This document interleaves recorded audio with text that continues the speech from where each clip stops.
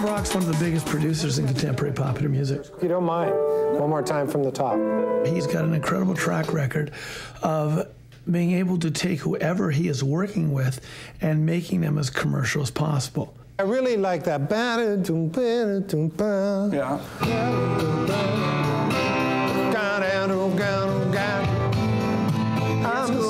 It's just, you know what I mean? Just a musical thing to set up the last chorus. That's right. No, that's awesome, yeah.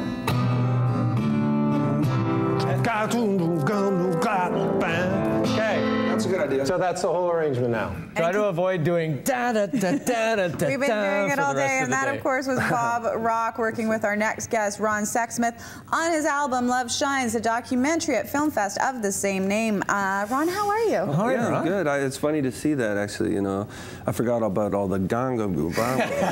You've only seen rough cuts of the movie? Well, I've seen it in 2 stages, you know, and I've seen, more or less, I've seen the finished thing, but they were still tweaking stuff and fixing the endings. And we've got tons of stuff to talk about. First of all, maybe, why did you agree to do this at this stage in your career? Because I know we were talking about it a little bit before. It's uncomfortable for most people, I think, to sort of open up, and especially on film. So what made you decide to do it? Well, I mean, Doug Arrowsmith, it's really his movie, and he approached me. I mean, I didn't even remember this. He told me yesterday that he approached me in England. I was doing a show there. And he's probably lying to you, Ron. Yeah, I mean, I don't remember any. But you know, I mean, it's been kind of sporadic. You know, there were years where nothing was happening, and I figured the film was just scrapped. You know, and I honestly didn't know what kind of film he was hoping to get. You know, because. You know, but he said, "Oh, we'll stay out of your way," and you know, and for the most part, he was kind of like the proverbial fly on the wall. And you worked on it for about 5 years. Behind the scenes, we saw some, obviously, of you working with Bob Rock, and it said in the clip there how you're trying to find commercial success. You have respect from some of the biggest artists in the world. You have respect. You know, everybody loves your music, but getting that crossover to, I guess, radio play is where your struggle is at the moment. Why did you decide to do this? Well, I mean, I think the film makes a bit, you know, too much of that. I mean, I've always tried to have hit records. You know, it's not like this. That's what everybody does. Yeah, I mean, all my heroes. Like when I grew up, I was a member of the Elton John fan club. I mean, that's the music I liked. When I was a kid, I'd turn on the radio, and you had great album artists back then who also had hits. You know, I mean, Joni Mitchell had hits on the radio, Neil Young and all that. And obviously, it's a different time now. And even when I got signed in '95, I was already considered old I was 31 when my first album came out. And so I was just so grateful to get in the door when I did. And you know, I figured that the kind of music I'm into is not really what you hear on the radio. So, so I'm always trying to do that, you know, and working with Bob, I thought, well, here's this guy who's had nothing but success in his career. And, well, I think that's part of the beauty of the film is there's this juxtaposition, and I don't know that people would often think Ron Sexsmith and Bob Rock sort of in the same room working, and yet when you watch the film, that language of music, that musicality, that idea of creating is something that crosses every genre. Well, he's a big pop music fan. I mean, see, it didn't seem so strange to me working with Bob, but I knew that it would seem strange to other people. You know, in fact, the first few people that I mentioned it to, they thought it was like if I said I'm going to play goalie for the Vancouver Canucks or something, they just seemed like, oh, you're joking, you know, it's funny. Hey, crazy Ron Sexsmith. Yeah, no, exactly. The guns came out. Yeah, the guns came out.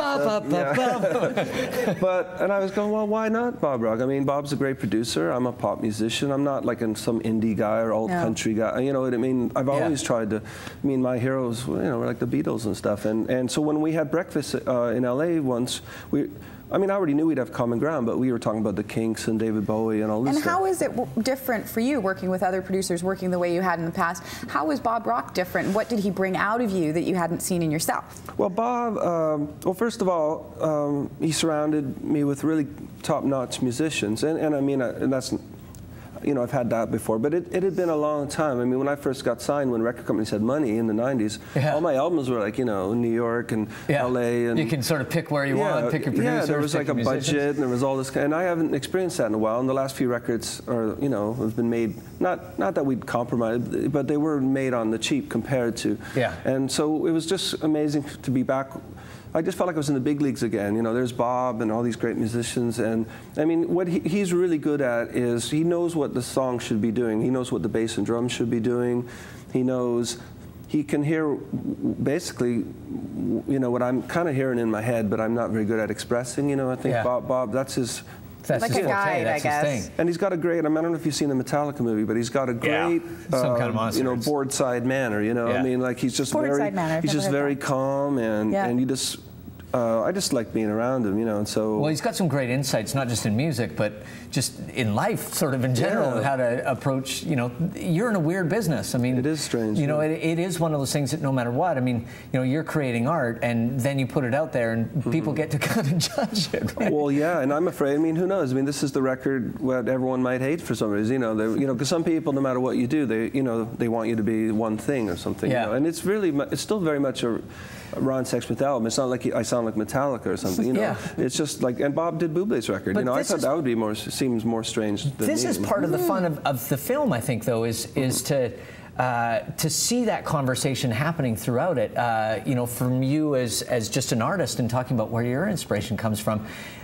I mean, I know as a music fan, I love that. I love, because I can't do it. So to be able to watch someone and see how that art is created is endlessly fascinating. Well, I sure hope so. Yeah, you know, because it's hard for me to know. I mean, you know, when I watch that, when I see that clip, I'm kind of going, oh, why did I wear that shirt? Or, you know, like, it's a lot of vanity comes into it. Like, oh man, I need to get back to the gym, or you feel like, is this where the wild things are? What are we watching? You know what I mean? Do you like that though? I mean, will you read? I mean, you mentioned Bob's other movie that he was in with Metallica, or autobiographies, or sort of scratch that surface on an artist to find out, you know, what sort of drove them as well. Well, yeah, I mean, I love music documentaries. I mean, that's all I said I want to watch, you know, with the Dylan one, or there's a fascinating one about Bill Withers that I don't know if it's out yet, but I got to see an advanced screening.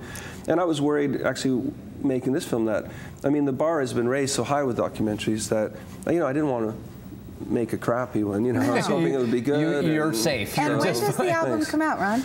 Well, I just found out today. In fact, they said February, I believe 22nd or 21st. Excellent.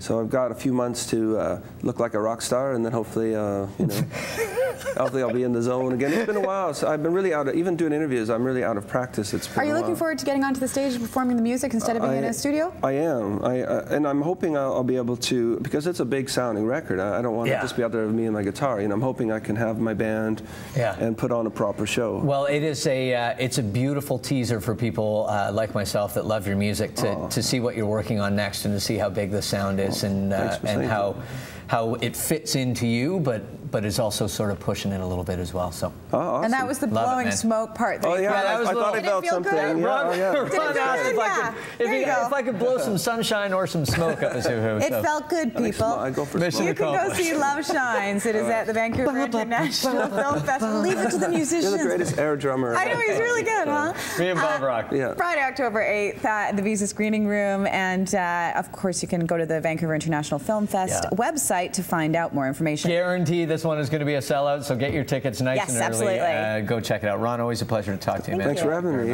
We're going to take a break, and when we return, we're going to keep talking about music, but music and hockey with Score, a hockey musical right after this. Stay tuned. Oh, the good old hockey. See, I drop the gloves when it's required. That's the reason I was hired. I don't make fancy passes. I right wrongs by kicking asses. Without me, most would agree the game would devolve into anarchy.